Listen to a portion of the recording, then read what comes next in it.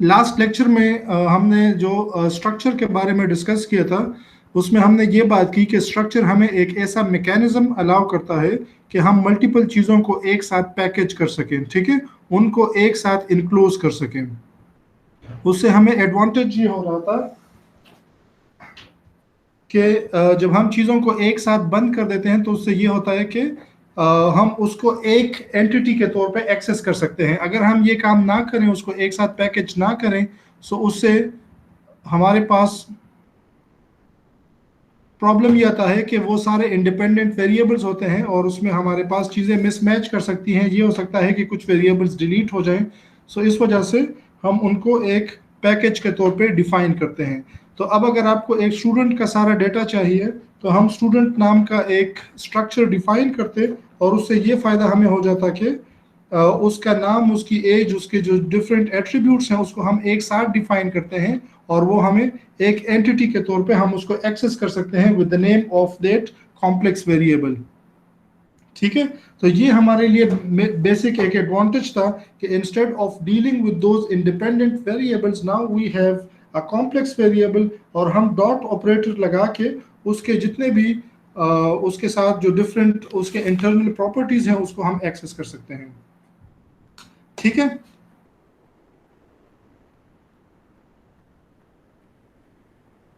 जी। Yes sir, आ गई समझ।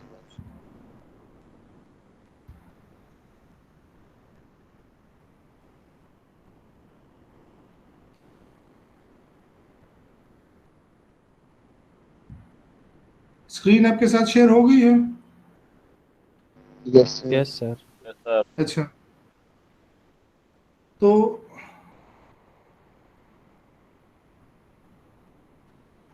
हमें स्ट्रक्चर्स इसलिए चाहिए थे कि हमारे पास अगर एक लेट से एक चेयर है, and if you want to have the weight of this chair, हमें चाहिए कि हमें हमारे पास इसकी प्राइस भी हो और इसका जो है लेट से कलर भी हमारे पास हो। So in order to preserve more than one properties of any object, yeah, any item, we need to have a complex variable ताकि हम इन सबको एक साथ रख सकें। तो स्ट्रक्चर ने बेसिकली हमें ये फंक्शनलिटी अलाउ की कि जब हम एक स्ट्रक्चर डिफाइन करते हैं तो हमने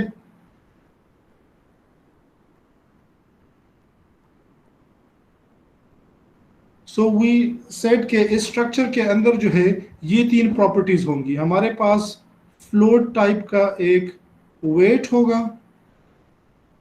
इंट टाइप की एक प्राइस होगी, और स्ट्रिंग टाइप की एक कलर होगी। So these are the properties that we have defined, और हमने इस स्ट्रक्ट को नाम दे दिया चेयर, कि जब भी कोई चेयर बनेगी उसके ये प्रॉपर्टीज होंगे। So now we can create complex variables of type of this type chair जो हमने यहाँ पे डिफाइन किया है।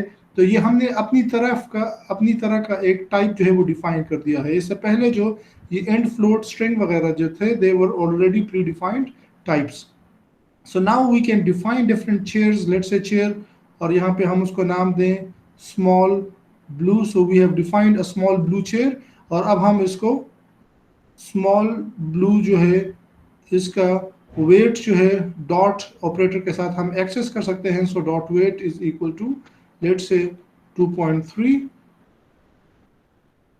small blue dot price is 10, and dot color is blue. सो ये हमने एक वेरिएबल, एक कॉम्प्लेक्स वेरिएबल डिफाइन किया, और उस वेरिएबल की हमने ये प्रॉपर्टीज एक्सेस की। अब आप इस वेट और प्राइस और कलर जो है, they got associated with this complex variable. इसको आप इसके बगैर एक्सेस नहीं कर सकते। आप डायरेक्ट वेट की वैल्यू चेंज नहीं कर सकते। मैं यहाँ पे ये नहीं कर सकता कि वेट इज इक्वल टू 10, वो मुझे एरर देगा कि किस चीज़ का weight. So weight can only be access when it is part of this complex variable, जब हम उसको कहें कि स्मॉल ब्लू का वेट। सो इस तरह से हम दूसरा एक वेरिएबल इसका बना लें, तो जितने भी हम वेरिएबल बनाएंगे उसके साथ ये वेट, प्राइस और कलर के एट्रीब्यूट्स हम एक्सेस कर सकते हैं। ये इंडिपेंडेंटली आप इनको एक्सेस नहीं कर सकते। तो इसने बेसिकली वो मसला जो है वो हमारे लिए यहाँ पे हल कर दिया। सो अब हमें इनको हम कहते हैं इंस्टेंस वेरिएबल्स, ठीक है। ये वेरिएबल्स जो है ये अब बाय इटसेल्फ नहीं होंगे, हम जब भी चेयर टाइप का एक वेरिएबल बनाएंगे तो उसके साथ ये तीनों वेरिएबल्स बन जाएंगे, ठीक है। सो हमारे पास इनिशियली जब प्रॉब्लम चलेगा तो वेट, प्राइस और कलर का कोई वेरिएबल नहीं होगा। जैसे ही हमने ब्लू चेयर बनाया तो मेमोरी में एक स्पेस एलोकेट हो गई और उसके अंदर एक स्पेस जो है वो वेट को मिल गई, एक जो है वो इंटीजर साइज की वो प्राइस को मिल गई, और एक स्ट्रिंग टाइप जो है वो कलर को मिल गई। फिर हमने क्या किया, यहाँ पे चेयर C2 एक दूसरा चेयर बना दिया, तो यहाँ पे उसको एक और मेमोरी एलोकेट हो गई। तो ये वेट, प्राइस और कलर जो है इनको वैल्यू या इनको मेमोरी में स्पेस तब एलोकेट होगी जब हम चेयर टाइप का एक वेरिएबल बनाएंगे। सो that was about having structures, जिसने हमारे लिए ये मसला रिजॉल्व कर दिया कि ये जो डिफरेंट इंडिपेंडेंट वेरिएबल्स थे which were actually part of the same object, उसको इनक्लोज कर दिया और उसको एक ऑब्जेक्ट के नाम से एसोसिएट कर दिया। But we have some problems with this type of approach, और उससे एक प्रॉब्लम ये है कि ये स्ट्रक्चर जो हमने डिफाइन कर दिए इसका कोई बिहेवियर नहीं है। हम अगर फंक्शन डिफाइन करेंगे, let's say int get, let's say change name, change color, और इसको यहाँ पे हम कलर पास करें, तो यहाँ पे हम उसको कलर जो है वो उसको मॉडिफाई कर सकते हैं। तो ये इस तरह के फंक्शंस जो हम डिफाइन करते हैं, यहाँ पे हम कोई और फंक्शन लिख सकते हैं जिसके अंदर से हम जो है उसको लेट से कोई प्राइस की वैल्यू जो है उसको चेंज कर सकते हैं, उसकी वेट की वैल्यू जो है उसको चेंज कर सकते हैं। So whatever the functions that we write they are not directly associated with these structures. हम एक्सप्लिसिटली ये नहीं बता सकते कि ये जो फंक्शन है ये इसी स्ट्रक्चर के लिए बनाया गया है, ठीक है। तो डायरेक्ट एसोसिएशन इनके बीच में नहीं है। सेकेंडली उसके अंदर एक प्रॉब्लम ये है कि आप प्रोग्राम में कहीं से भी क्लास का नाम या कॉम्प्लेक्स वेरिएबल का नाम लिख के आप उसके जो एट्रीब्यूट्स हैं उसको एक्सेस कर सकते हैं। मतलब C2 डॉट कलर जो है उसको मैं कहीं से भी कोई डिफरेंट वैल्यू दे के उसको वैल्यू को चेंज कर सकता हूँ, कोई रिस्ट्रिक्शन नहीं है कि आप कहाँ से इसको एक्सेस कर सकते हैं। तो इससे और सारे प्रॉब्लम्स जो हैं वो शुरू होंगे। और अगर मेरे पास यहाँ पे एक और स्ट्रक्चर है, लेट से ये स्ट्रक्चर जो है इसका नाम है टेबल, और टेबल का भी एक प्राइस इसकी भी है, वेट इसका भी है, और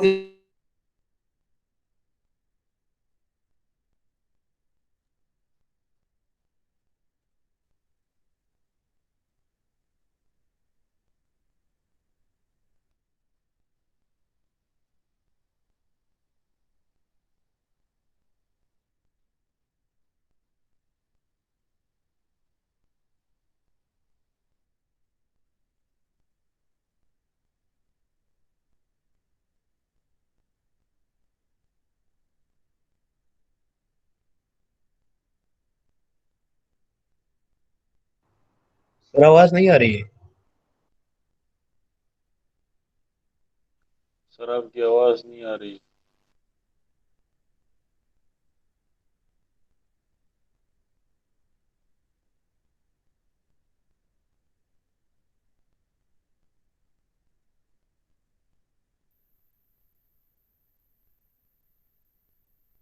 मावेल का जम्मा नेट खराब है। सर आवाज नाराज है माफ सर नेट में चल रहा माफ करा जो है। मंगवेल का जमगा खराब दी।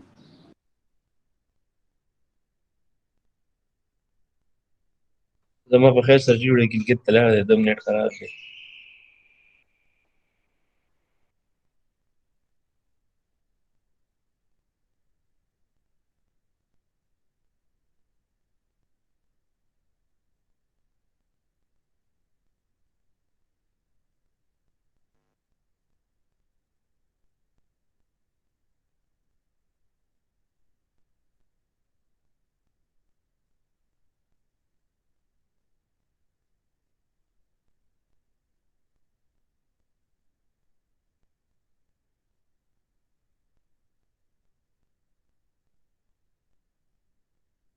अलग का सर्जी लाड़ो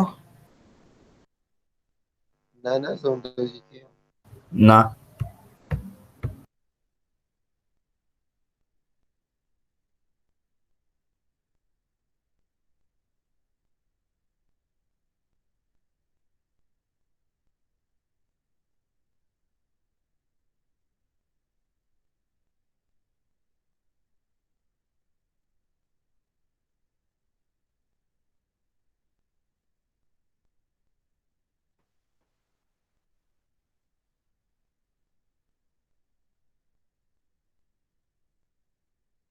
यार सर سره خبره کوم چې سر لیکچرز اپلوډ کوي داسې خو بیا ډېره مشکله شي. ته لږ یوټیوب چیک کړه څومره لیکچر یې اپلوډ کړي ظالم.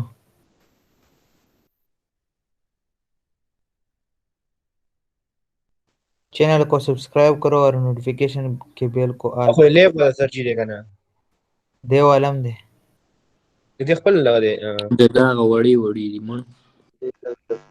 आओ आओ 4-5 منټ سر دی. ना ना अष्टा के 35 मिनट 20 मिनट 17 मिनट 16 मिनट نه د دواړو چینل یو دی خو نه د بل چینل دی. د دې بیل دی ډېر د کار ویډیوګانې وګوره مالا نه کتل. بیا لږ لینک راسند کړی چینل.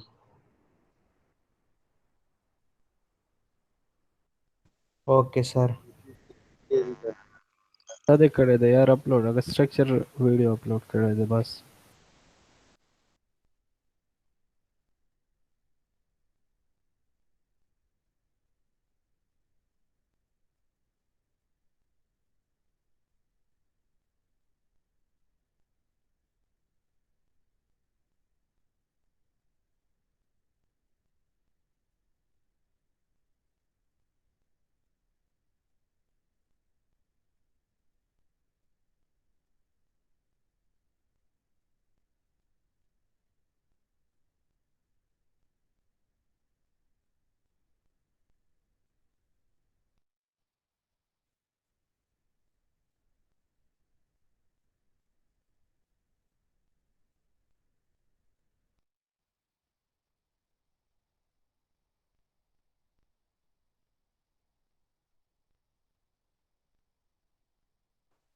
لکه سرتاجه او سرتاج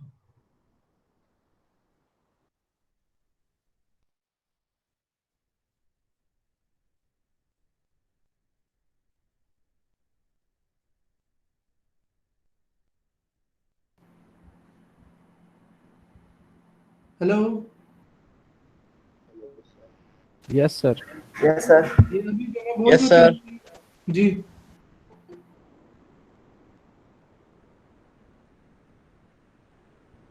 ये अभी आपने सुना है जो अभी तक मैं बात कर रहा था या मैं डिस्कनेक्ट हो गया था?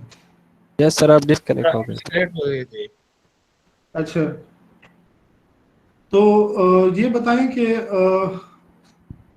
आपको स्ट्रक्चर के मुकाबले में जो हमें क्लासेस की जरूरत पड़ी वो चीज आपको क्लियर हो गई है? मुझे तो नहीं पता मैं कब से डिस्कनेक्ट था. यस सर वो बिहेवियर की वजह से. Yes sir. अच्छा देखिए एक सिक्योरिटी का मसला था कि आप ऑब्जेक्ट या जो कॉम्प्लेक्स वेरिएबल है उसके एट्रीब्यूट्स को कहीं से भी एक्सेस कर सकते थे. वो मसला हमारा रिजॉल्व हो गया क्लासेस से कि अब हम उसको प्राइवेट डिफाइन करेंगे तो उसको हम बाहर से एक्सेस नहीं कर सकते.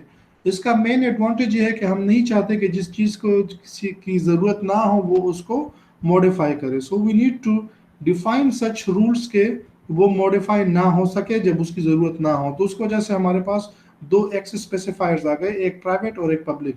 जो चीज़ें हम नहीं चाहते कि बाहर से कोई एक्सेस करे उसको हम प्राइवेट में उसको डिफाइन करेंगे और बाकी चीज़ें जो एक्सेसिबल हों दे में बी डिफाइंड एज पब्लिक. ठीक है, स्क्रीन मेरी शेयर है आपके साथ कि नहीं? नो सर शेयर नहीं है. स्क्रीन नहीं शेयर सर. नो सर नहीं है.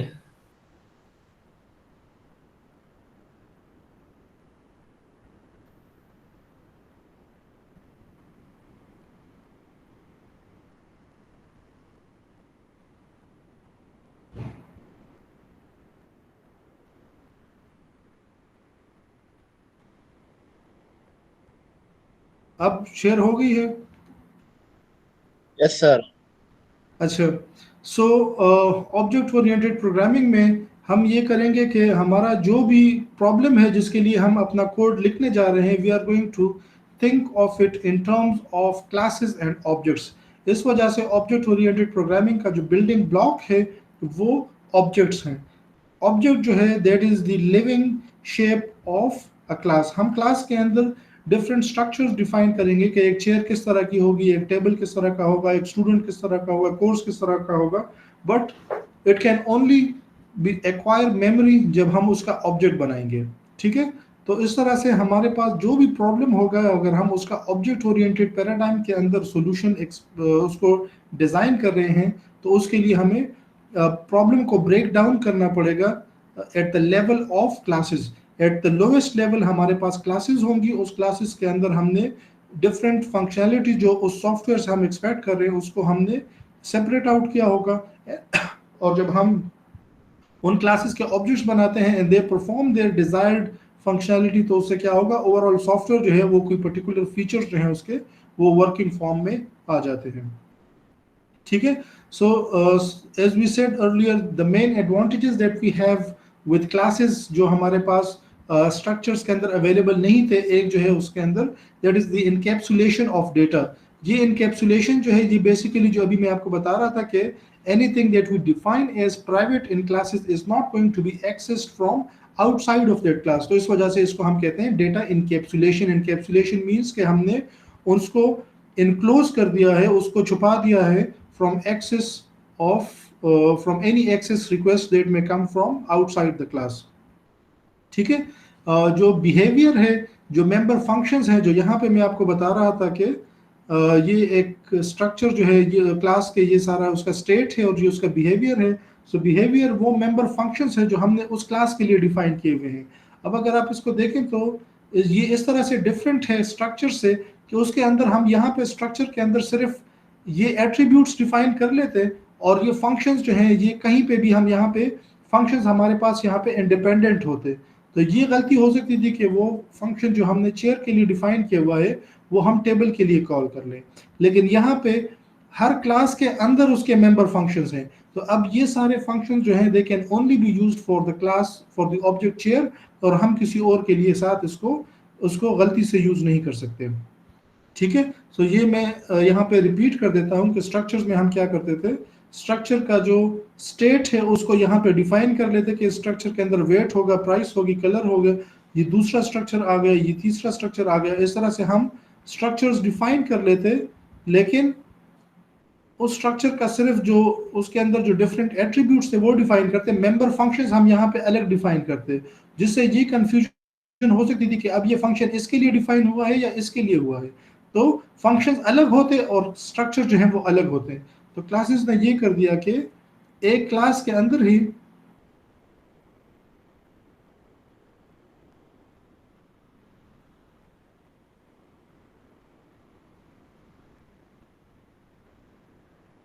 और आपका आवाज अब आपके सर आवाज नहीं आ रही जी, आवाज नहीं आ रही थी, अब फिर आ गई सर। अब ठीक है। यस सर, अब ठीक हो गया, 1 मिनट पहले नहीं आ रही। अच्छा, तो क्लासेस ने ये कर दिया कि अब हमारे पास अगर ये क्लास है और यहाँ पे ये है स्ट्रक्चर, तो इसके अंदर सिर्फ एट्रीब्यूट्स होते वेट, प्राइस एंड कलर। यहाँ पे अगर ये क्लास चेयर हम बनाते हैं उसकी जगह, तो उससे क्या होगा, हमारे पास यहाँ पे वेट भी होगा, प्राइस और कलर, ये जो एट्रीब्यूट्स हैं ये भी होंगे, और यहाँ पे मेंबर फंक्शंस भी होंगे। लेट्स से चेंज कलर, ये इसका एक मेंबर फंक्शन है, तो ये इस क्लास के अंदर हम डिफाइन करेंगे। यहाँ पे दूसरा है मॉडिफाई प्राइस, ये दूसरा फंक्शन हमने डिफाइन कर दिया है, ये इस क्लास के अंदर हम डिफाइन करेंगे। तो वो कंफ्यूजन खत्म हो गई कि ये क्लासेस जो है, जैसे स्ट्रक्चर के अंदर हम फंक्शन बाहर डिफाइन करते थे, तो अगर हमारे पास ज्यादा स्ट्रक्चर्स हैं तो ये पता फिर बाद में नहीं चलेगा कि ये फंक्शन जो है ये आपने किस स्ट्रक्चर के लिए डिफाइन किया हुआ है। तो क्लासेस ने ये किया कि फंक्शंस जो है उनको क्लास का हिस्सा बना दिया। अब हमें क्लियरली ये पता है कि ये सारे फंक्शंस जो यहाँ पे डिफाइन होंगे, ये चूंकि इस क्लास का हिस्सा है, इस वजह से ये सारे फंक्शंस चेयर के लिए डिफाइन है। इस तरह से हमारे पास अगर यहाँ पे दूसरा कोई क्लास है, लेट्स से कि ये क्लास जो है ये टेबल है, तो टेबल के अंदर अपने एट्रीब्यूट्स और अपने मेंबर फंक्शंस होंगे, तो ये सारे वो फंक्शन जो होंगे ये सिर्फ टेबल की ऑब्जेक्ट पे अप्लाई होंगे। लेट्स से हम यहाँ पे ऑब्जेक्ट बनाते हैं टेबल T1। अब ये सारे फंक्शंस जो है यहाँ पे जो डिफाइन है, ये हम T1 के साथ डॉट लगा के उस पे ये सारे फंक्शंस अप्लाई कर सकते हैं। तो कोई ये कंफ्यूजन नहीं होगी कि हम T1 पे गलती से ये वाले फंक्शन डिफाइन अप्लाई कर दें, क्योंकि ये सेपरेटली चेयर की बॉडी के अंदर डिफाइंड है। और अगर हम ऐसा करेंगे तो कंपाइलर हमें एरर देगा। तो हमने फंक्शंस को क्लासेस के बीच में डिवाइड कर दिया कि ये सारे फंक्शन सिर्फ चेयर के हैं, ये टेबल के हैं। इस तरह से हर क्लास के पास अपने अपने अलग अलग फंक्शंस आ गए। तो ये जो यहाँ से जो कंफ्यूजन हो रही थी वो चीज़ खत्म हो गई है। ठीक है,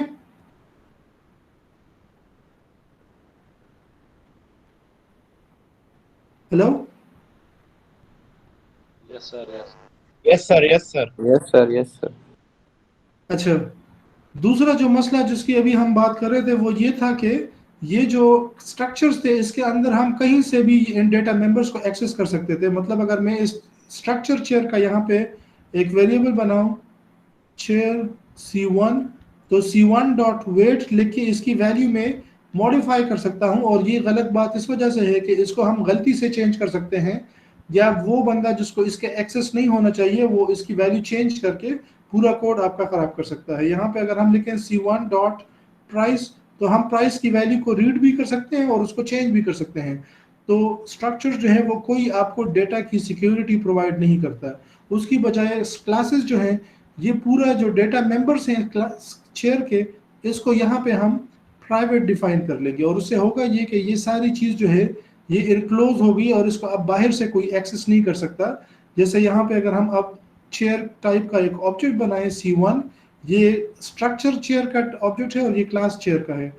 तो C1 डॉट प्राइस अगर हम लिखेंगे तो ये हमें एरर देगा। हम इन एट्रीब्यूट्स को डायरेक्टली एक्सेस नहीं कर सकते because they are defined as private. उसकी जगह हमें यहाँ पे मेंबर फंक्शंस डिफाइन करने पड़ेंगे जिसके थ्रू हम इनको इनडायरेक्टली एक्सेस कर सके, इनको रीड करें, इनको मॉडिफाई करें। तो this is another advantage of having classes के। इसने क्या किया, डेटा की सिक्योरिटी बढ़ा दी, जिसको हम कहते हैं डेटा इनकैप्सुलेशन। तो क्लासेस से हमारे पास क्या आ गया,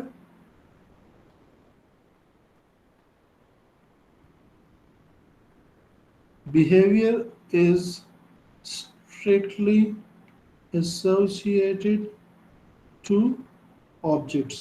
इससे पहले क्या था, बिहेवियर जो था वो डायरेक्ट बाइंडिंग उसकी नहीं थी। सेकेंडली हमारे पास क्या आ गया, डेटा इनकैप्सुलेशन हमारे पास आ गई। हमारे पास हमने क्या किया, अपने डेटा को सिक्योर किया और उसको अब हम डायरेक्टली एक्सेस नहीं कर सकते बल्कि सिर्फ डेडिकेटेड एक मैकेनिज्म के through which is through member function, सिर्फ उसी के थ्रू हम उसको एक्सेस कर सकते हैं। The third advantage is to have inheritance। inheritance जो है ये हमें कोड की डुप्लीकेशन को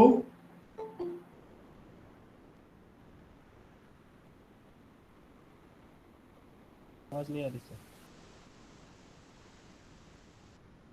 कोड डुप्लीकेशन के प्रॉब्लम्स को रिजॉल्व करने में ये हमारी हेल्प करेगा।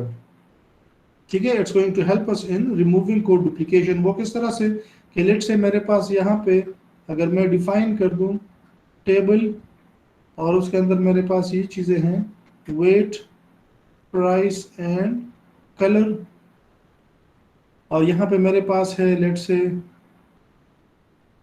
ये मैंने एक और क्लास डिफाइन कर दी है डेस्क। तो डेस्क जो है उसको अगर मैं इनहेरिट कर लूँ टेबल से, यानी मैं उसको कह रहा हूँ कि डेस्क जो है it's not something completely new, लेकिन हमने पहले से टेबल टाइप की एक ऑब्जेक्ट डिफाइन किया हुआ है। So this is very much similar to that. तो यहाँ पे हम क्या करेंगे, हम सिर्फ डिफाइन कर देंगे number of desk of drawers, इस डेस्क के अंदर ड्रॉर्स कितने हैं। और ये वाली प्रॉपर्टीज जो है वेट, प्राइस और कलर, इसको हमें यहाँ पे रीडिफाइन नहीं करना पड़ेगा, बट जस्ट बाय सेइंग कि desk is basically inheriting table, तो ये सारे एट्रीब्यूट्स जो हैं ये इसके भी एट्रीब्यूट्स बन जाएंगे। अब अगर हम यहाँ पे बनाएं डेस्क D1, तो D1 ऑब्जेक्ट जो है इसको जो मेमोरी एलोकेट होगी उसके अंदर वेट भी होगा, प्राइस भी होगी, कलर भी होगा और नंबर ऑफ ड्रॉर्स भी होंगे। तो ये इसका ऑब्जेक्ट की शेप जो है वो इस तरह से होगी। ये कौन सा, ये D1 ऑब्जेक्ट जो है वो इस शेप का होगा। इसकी जगह अगर हम टेबल टाइप का एक ऑब्जेक्ट बनाएं टेबल T1, तो वो किस तरह का होगा, उसके अंदर सिर्फ वेट होगा, प्राइस होगी और कलर होगा, लेकिन उसके अंदर ये ड्रॉर वाली जो इन्फॉर्मेशन है ये नहीं होगी। तो हम एक ही वक्त में टेबल के भी ऑब्जेक्ट्स बना सकते हैं, डेस्क के भी बना सकते हैं। और हमें एडवांटेज क्या हुआ कि हमें चूंकि पता है कि desk is already of type table, तो हमें उसके लिए ये सारे एट्रीब्यूट्स हैं वो दोबारा डिफाइन करने की जरूरत नहीं है। ठीक है जी। और प्लीज प्लीज ये इनहेरिटेंस जरा दोबारा समझा दें। इनहेरिटेंस से जो हमें मेन एडवांटेज हुआ है वो ये है कि हमें कोड की डुप्लीकेशन नहीं करनी पड़ती। बेसिकली होता क्या है कि हमारे पास मल्टीपल ऑब्जेक्ट्स ऐसे हो सकते हैं जिसके अंदर कॉमन एट्रीब्यूट्स हों। उन कॉमन एट्रीब्यूट्स को हमें हर जगह पे, जैसे मैंने आपको स्ट्रक्चर की एग्जांपल दी कि अगर मेरे पास यहाँ पे एक स्ट्रक्चर है चेयर, और चेयर के अंदर मेरे पास यहाँ पे लेट्स से एट्रीब्यूट्स क्या हैं, प्राइस, वेट और कलर। ये मेरे पास चेयर का स्ट्रक्चर है। और यहाँ पे मेरे पास टेबल है और टेबल के अंदर भी यही चीजें हैं, प्राइस, वेट, कलर और यहाँ पे लेट से साइज भी आ गया, एक और एट्रीब्यूट है इसके अंदर। यहाँ पे मेरे पास एक और यहाँ पे लेट से हम इसको एक डेस्क है मेरे पास, ये एक और स्ट्रक्चर है।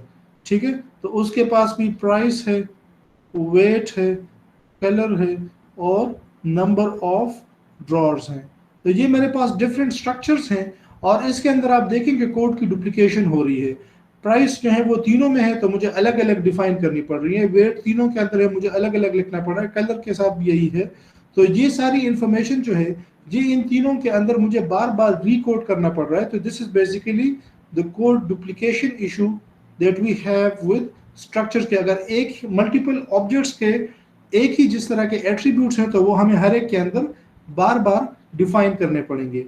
तो क्लासेस ने उसका क्या हल निकाला, क्लासेस के अंदर हम इनहेरिटेंस कर सकते हैं। सो लेट्स से यहाँ पे मैं एक ऑब्जेक्ट बना लूँ और उसको मैंने ऑब्जेक्ट का नाम दे दिया है, ठीक है, या उसको मैं लेट्स से थोड़ा सा मीनिंगफुल नाम दे देते हैं, उसको मैंने फर्नीचर का नाम दे दिया है।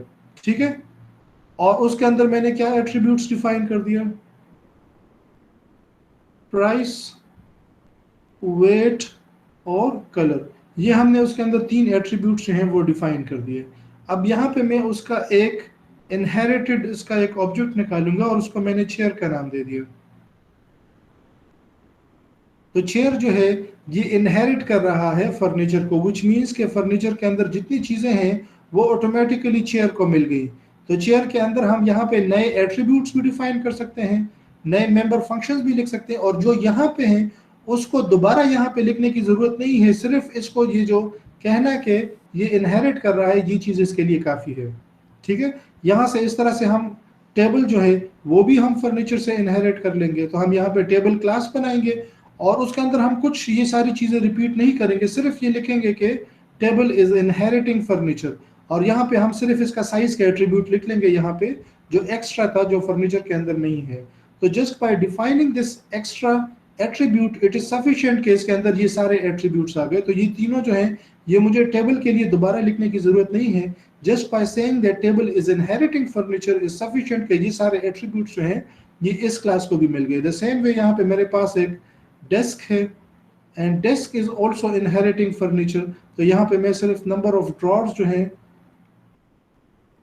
वो मैं डिफाइन कर लूंगा, और इसका मतलब यह कि डेस्क के कौन से एट्रीब्यूट्स हैं, डेस्क के 4 एट्रीब्यूट्स हैं, एक प्राइस, एक वेट, एक कलर और एक नंबर ऑफ डेस्क। टेबल के भी 4 एट्रीब्यूट्स हैं, price, weight, colour and size. तो जस्ट बाय सेइंग कि ये क्लास इसको इनहेरिट कर रहा है मुझे ये सारे एट्रीब्यूट्स बार बार डिफाइन करने की जरूरत नहीं है, जिस तरह से यहाँ पे हम स्ट्रक्चर्स के अंदर कर रहे थे। स्ट्रक्चर्स के अंदर आपको हर स्ट्रक्चर के अंदर उसके जो एट्रीब्यूट्स हैं वो अलग से डिफाइन करने पड़ते हैं, और अगर वो रिपीट हो रहे हैं तो बार बार आपकी कोड की डुप्लीकेशन होगी। इस तरह से अगर फर्नीचर के अंदर कोई मेंबर फंक्शंस हैं तो वो भी इनहेरिट हो सकते हैं। ठीक है जी, यस सर, यस सर। अच्छा, तो क्लासेस के अंदर जैसे भी हमने बात की कि दो चीजें हैं, एक डेटा है उसका और एक मेंबर फंक्शंस है। स्ट्रक्चर के अंदर सिर्फ डेटा था, उसके मेंबर फंक्शंस नहीं थे। सो एक क्लास को हम डिफाइन करने के लिए हमें क्लास का कीवर्ड लगाना पड़ेगा और उसके बाद उसका नाम जो है वो हम देंगे और फिर करली ब्रेसेस के अंदर हम अपना कोड लिख सकते हैं. So this is very much the same as we did for structures. The only difference is कि स्ट्रक्ट की जगह अब क्लास का कीवर्ड आएगा, बाकी चीज़ें जो है वो उसी तरह से होंगी और उस तरह से हम क्लासेस जो है उसकी बॉडी डिफाइन कर सकते हैं. एक जो एक्स्ट्रा चीज जो क्लासेस के अंदर है which was not there in structures, वो हमारे पास एक्सेस स्पेसिफायर्स हैं. एक्सेस स्पेसिफायर्स जो हैं बेसिकली हमारे पास तीन तरह के हैं, प्राइवेट, पब्लिक एंड प्रोटेक्टेड. फिलहाल हम सिर्फ दो को देखेंगे which is private and public. ठीक है, तो यहाँ पे अगर आप देखें, so whatever you have defined as public is going to be accessible to everyone. ठीक है, पब्लिक के अंदर आपने जो भी डिफाइन कर दिया उसको क्लास के बाहर से लोग एक्सेस कर सकते हैं. तो यहाँ पे हम जनरली मेंबर फंक्शंस डालेंगे और पर्टिकुलरली वो फंक्शंस डालेंगे जिसको हम कहते हैं क्लास का इंटरफेस, जिसको हम लोगों को अलाउ करेंगे कि वो इस क्लास के बाहर से उसको एक्सेस करें. कुछ मेंबर फंक्शंस भी हमारे प्राइवेट हो सकते हैं. द सेम वे प्राइवेट के अंदर हमारे पास ज़्यादातर जो वेरिएबल्स होंगे, जो डेटा मेंबर्स हैं, उसको हम यहाँ पे डिफाइन करेंगे. और उसको प्राइवेट डिफाइन करने का मेन एडवांटेज यही है जो मैंने आपको कहा कि हम नहीं चाहते कि लोग ऑब्जेक्ट के साथ डॉट लगा के उसको डायरेक्टली वहां पे एक्सेस करें. So we have provided a protected mechanism over here जिसको अब बाहर से आप एक्सेस नहीं कर सकते. ठीक है, so that was the main logic of having access specifiers as public and private, के जो पब्लिक के अंदर होगा वो बाहर से एक्सेस हो सकता है जिसके अंदर हम मेंबर फंक्शंस डालेंगे, और जो प्राइवेट के अंदर होगा वो बाहर से एक्सेस नहीं हो सकता. और जनरली हम यहाँ पे अपने डेटा मेंबर्स डालते हैं. ठीक है, ये यहाँ पे आपके पास एक क्लास की एक एग्जांपल है. तो अगर आप इसको देखें तो यहाँ पे स्ट्रक्ट की जगह हमने क्लास लिखा हुआ है, उसके बाद क्लास का नाम आ गया. नेमिंग कन्वेंशंस वही फॉलो होंगे जो आपने से पहले देखे हैं. दो ओनली डिफरेंस इज कि जब हम क्लास बनाते हैं so the first variable is kept capital. It's not going to generate an error, लेकिन according to good programming standards आपको क्लास का जो पहला कैरेक्टर है क्लास के नाम का वो कैपिटल में होना चाहिए. उसके बाद हम यहाँ पे कह रहे हैं हमने क्लास का नाम रखा है सर्कल. प्राइवेट के अंदर हमने उसका डेटा मेंबर डिफाइन किया है which is named as radius, और उसका डेटा टाइप जो है वो हमने डबल रखा हुआ है. तो ये हमने एक क्लास टाइप का एक क्लास डिफाइन की है सर्कल, उसका नाम रखा है और उसके अंदर एक डेटा मेंबर है रेडियस. तो हम जब भी क्लास टाइप का ऑब्जेक्ट बनाएंगे, रेडियस उसको मेमोरी एलोकेट होगी और वो डबल साइज की मेमोरी लेगा. पब्लिक के अंदर हमने वो सारे फंक्शंस लिखे हैं जो हम इस सर्कल के लिए यूज करेंगे. मैंने आपको कहा था कि क्लासेस के अंदर हमारे पास हर क्लास का अपने सेट ऑफ फंक्शंस होंगे, तो वो कंफ्यूजन खत्म हो गई कि हम सर्कल पे किसी और क्लास का फंक्शन कॉल करें. सर्कल का जब हम ऑब्जेक्ट बनाएंगे तो उसके ऊपर सिर्फ यही फंक्शंस कॉल होंगे जो यहाँ पे इस क्लास के अंदर डिफाइंड हैं. और ये फंक्शंस जो हैं ये पब्लिक एक्सेस के साथ डिफाइंड है, तो इसको हम कहीं से भी सर्कल के ऑब्जेक्ट के ऊपर कॉल कर सकते हैं. So the functions that we currently have are set radius. ये फंक्शन जो है इसको हम कोई डबल की वैल्यू पास करेंगे और ये क्या करेगा, रेडियस के अंदर जो पुरानी वैल्यू पड़ी हुई है उस वैल्यू को ये मॉडिफाई कर देगा. और ये फंक्शन वॉइड है, ये कुछ रिटर्न नहीं कर रहा है. Such functions are called setters. दूसरा जो फंक्शन है it's named as get diameter, और इस फंक्शन को कुछ पास करने की जरूरत नहीं है. ये क्या करेगा, आप जिस सर्कल के ऊपर भी ये फंक्शन कॉल करेंगे ये उसका रेडियस का जो डेटा मेंबर है उसको एक्सेस करेगा as we know from the name diameter. So ये उसको 2 से मल्टीप्लाई करेगा और आपको जो भी वैल्यू होगी वो रिटर्न कर देगा. तो डबल, चूंकि इसकी भी टाइप है तो return type is also double, तो ये आपको उस सर्कल का डबल रिटर्न कर देगा, उसका डायमीटर रिटर्न कर देगा. तो अगर आपके पास मल्टीपल सर्कल क्लास के ऑब्जेक्ट्स हैं तो आप सब पे अगर ये फंक्शन कॉल करेंगे तो सब के आपके पास डायमीटर्स जो हैं वो एक्सेस हो जाएंगे. द सेम वे इस फंक्शन के अंदर एरिया का फंक्शन जो फॉर्मूला है वो इम्प्लीमेंटेड है. ये रेडियस को रीड करेगा और उसके मुताबिक आपको उस सर्कल का एरिया दे देगा और ये आपको उसका सर्कमफ्रेंस दे देगा. So this way we have all these functions as the behaviour of this class. और इसका जो डेटा मेंबर है दैट इज रेडियस. हम रेडियस को डायरेक्टली एक्सेस नहीं कर सकते क्योंकि ये प्राइवेटली डिफाइंड है, लेकिन रेडियस को हम मॉडिफाई कर सकते हैं इनडायरेक्टली यूजिंग दिस फंक्शन, और रेडियस के थ्रू हम ये सारे काम कर सकते हैं. ठीक है, रेडियस से हम इस क्लास के ये सारी चीजें जो है उसको एक्सेस कर सकते हैं. तो ये हमारे पास यहाँ पे एक क्लास है.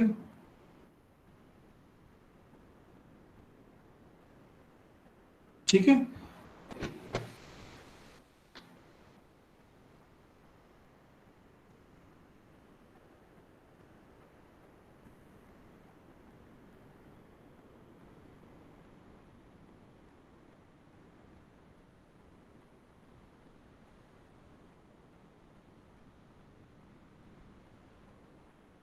ये हमारे पास एक क्लास है और हमने बात की कि जब हम यहाँ पे एक ऑब्जेक्ट बनाते हैं, हमने ऑलरेडी सर्कल क्लास को डिफाइन किया हुआ है।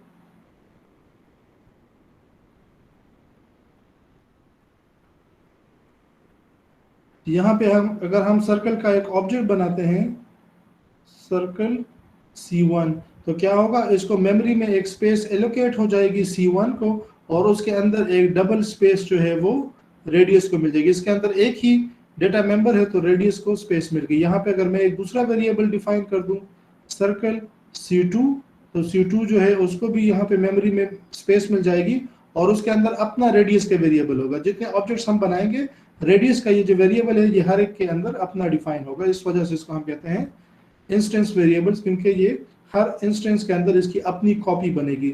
रेडियस जो है वो C1 के लिए अलग से कॉपी इसकी निकलेगी, C2 के अंदर अलग से इसका C2 ये वेरिएबल डिफाइन होगा। अब अगर हम फंक्शन डिफाइन करें, अगर हम यहाँ पे लिखें C1 डॉट रेडियस, तो इसको हम यहाँ पे इसकी वैल्यू को ना रीड कर सकते हैं ना उसको मॉडिफाई कर सकते हैं। ये जो चीज़ है इसको हम कहते हैं डेटा इनकैप्सुलेशन, क्योंकि यहाँ पे हमने उसको प्राइवेट के अंदर डिफाइन किया हुआ है तो उसकी वैल्यू को हम डायरेक्टली एक्सेस नहीं कर सकते, लेकिन इसकी वैल्यू को हम इनडायरेक्टली एक्सेस कर सकते हैं बाय यूजिंग द फंक्शन। जो मैकेनिज्म हमें प्रोवाइडेड है उसके थ्रू हम उसकी वैल्यू को चेंज कर सकते हैं। तो हम यहाँ पे कॉल करेंगे C1 डॉट सेट रेडियस, तो ये जो फंक्शन हमें प्रोवाइडेड है इसके अंदर हम, और उसको हम क्या पास करना है, डबल वैल्यू पास करनी है। सो लेट्स से 2.357 हमने उसको वैल्यू पास की, और उससे क्या होगा, जब ये फंक्शन पास करेंगे तो C1 का जो रेडियस है उसकी वैल्यू सेट हो जाएगी 2.357 पे। उसके बाद हम कहते हैं C2 dot set radius to let's say 3.3, और इससे क्या होगा, C2 की रेडियस जो है वो 3.3 पे सेट हो जाएगा। Then we may call a function C2 dot, और हम सिर्फ यही फंक्शन कॉल कर सकते हैं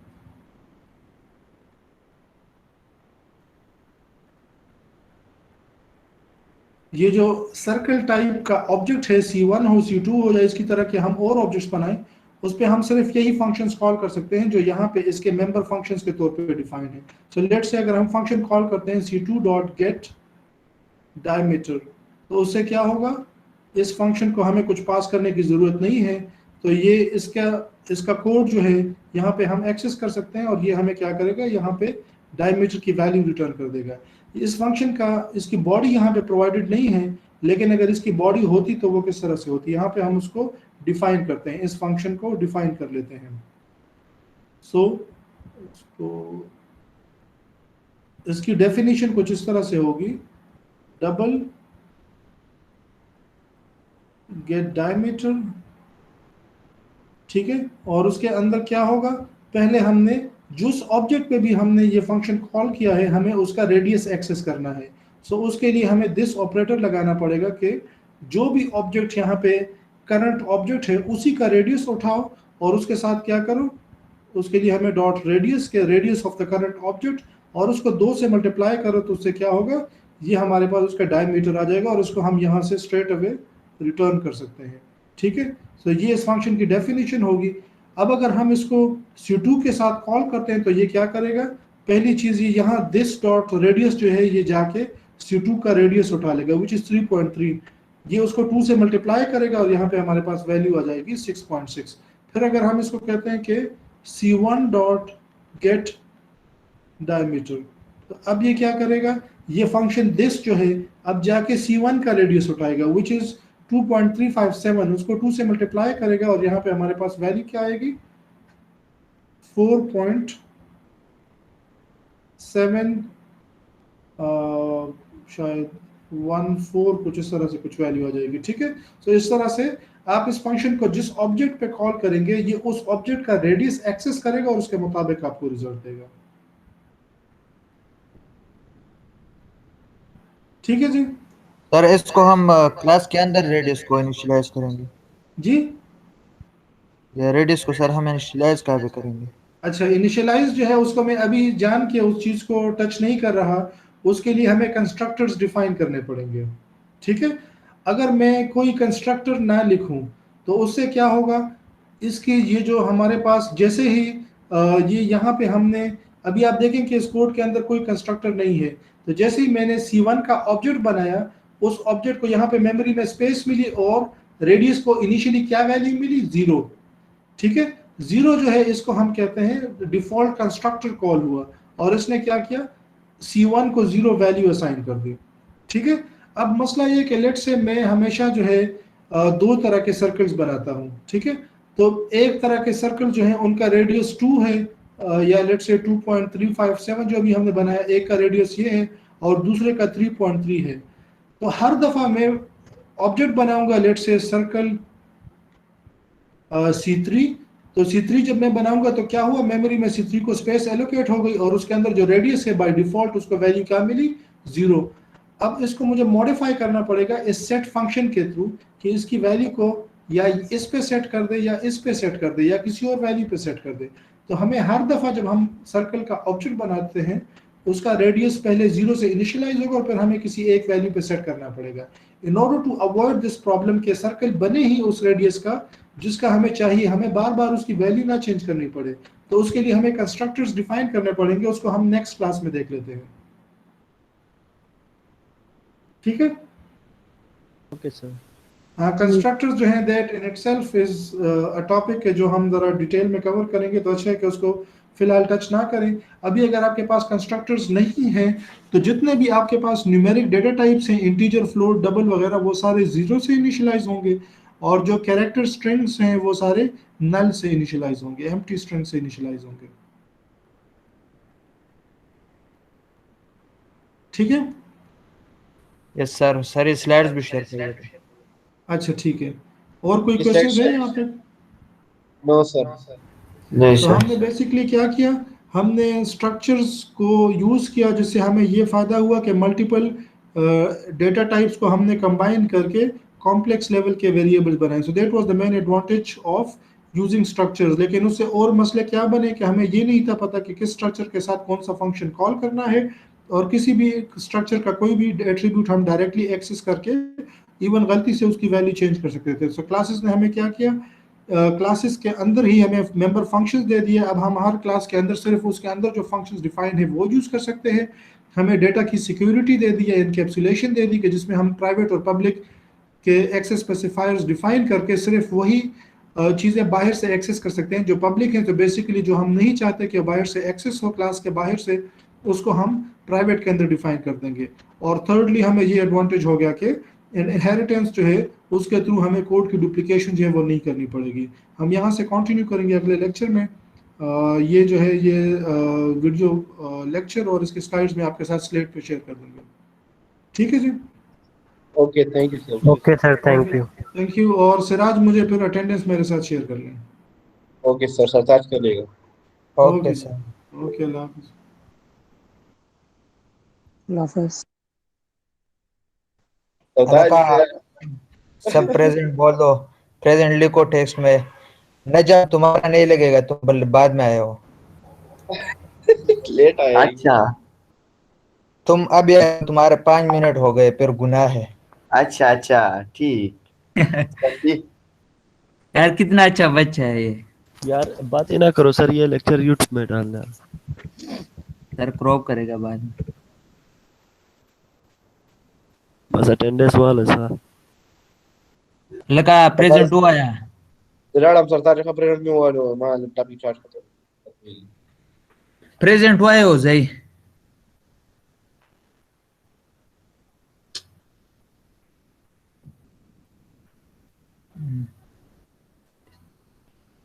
जुनैद भाई क्लास ली आपने?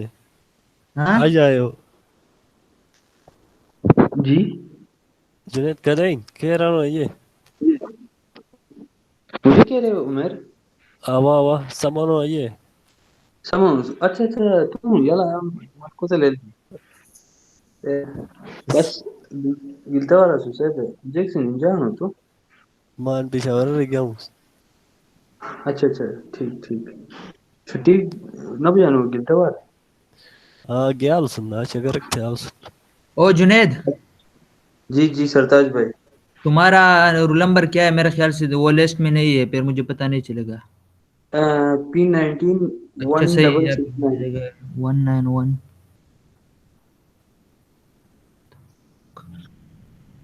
तुम प्रेजेंट बोल दो वहाँ पे, तो फिर मैं वहाँ स्क्रीनशॉट ले लूंगा, तुम्हारा रोल नंबर आ मैंने प्रेजेंट बोल दिया, लिख दिया। सही जाएगा। है। सही है सही। चलो सही है। ओके, ये आप अटेंडेंस कर रहे हो? हाँ लेता हूँ बस। सही बेगम एक मिनट रुको। वो मोहम्मद अब्बास भी करना, सही है, वो भी प्रेजेंट है। मोहम्मद अब्बास का क्या है रोल नंबर? एक मिनट मैं बताता हूँ।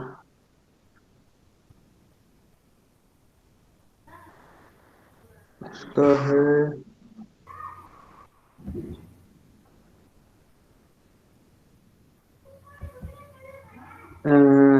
P191674।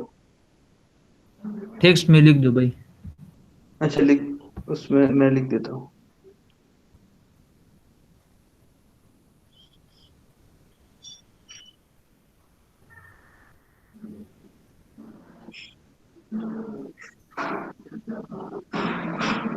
हेलो जुनेद भाई, क्या हाल है? सही है। हेलो, हेलो, क्या हाल है रमजान भाई? क्या हाल है? ठीक हो? ठीक हो? मैं ठीक, आप सुनाओ। सेट पे ठीक है? कहाँ हो आप आजकल? लाहौर में ही यार। सही है, सही। क्या सीन है इसका? कब तक छुट्टियों का प्लान है? कोई क्या बोल रहे थे?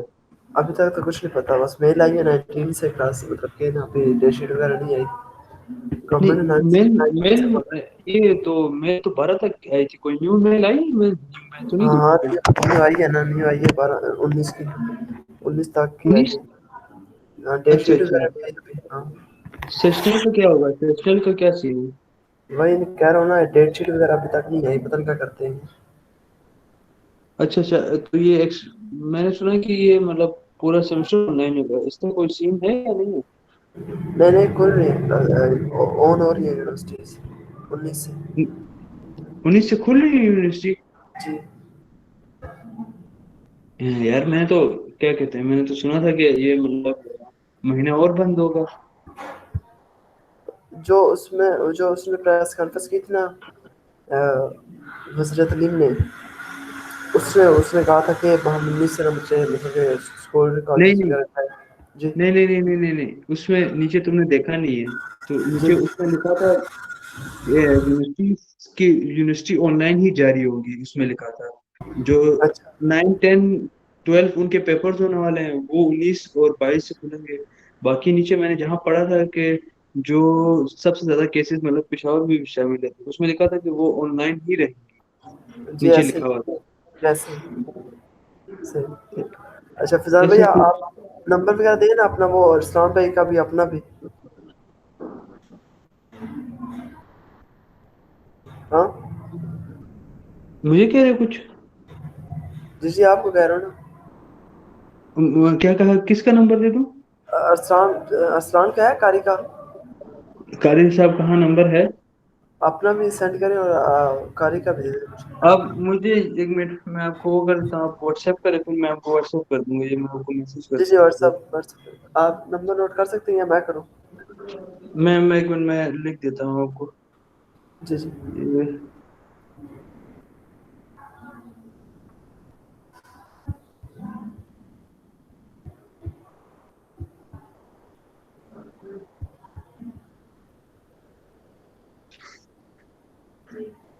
बस मुझे बस उस मैसेज कर देना, मैं तुम्हें कर दूंगा, सही है? ओके, जी जी, ठीक है ठीक है, अल्लाह चलो हाफिज़, ठीक खुदा है। हाफिज। वो कहाँ पे लिखा?